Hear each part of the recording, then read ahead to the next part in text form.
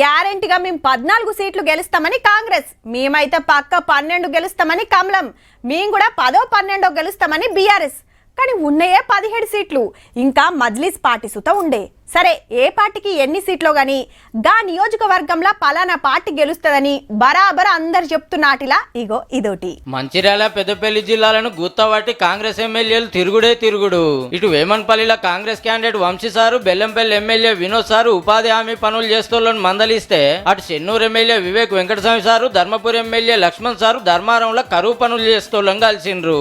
అటు పెద్దపల్లి మండలంలో ఊర్ల పొంట తిరుక్కుంటా ఉపాధి హామీ కూలీలను ఓట్లాడిగిండు పెద్దపల్లి ఎమ్మెల్యే విజయరామరావు సారు. ఇల్లు తిరుగుడు దుక్నాలం గలబెట్టుడు జోరుగా నడుస్తాంది.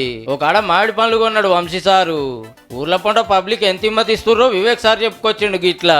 ఆయన ఫోన్ చేసి నాకు చెప్తున్నాడు, సార్ మీ నాన్నగారు మా కుటుంబంలో ఇద్దరికి ఉద్యోగం కల్పించినారు, మేము వచ్చి మీ కొడుకుని ఎట్లన్నా గెలిపిస్తామని చెప్పి 10 ఏళ్ళు కారో లేలువాడు చూసిర్రు. ఈ తప్పకు చెయ్యి గుర్తుని గెలిపిస్తే పక్కా పనులు చేస్తామని వంశీ సార్ హామీ ఇచ్చిండు.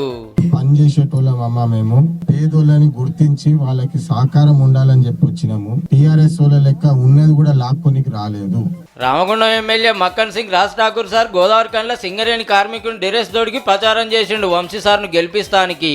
అవతల పార్టీలను అరుచుకున్నాడు, గెలిపిస్తే ఏం చేస్తారో చెప్పుడు నన్ను ఇట్లా కార్యకర్తలతో మీటింగులు పెట్టి నడుస్తుంది.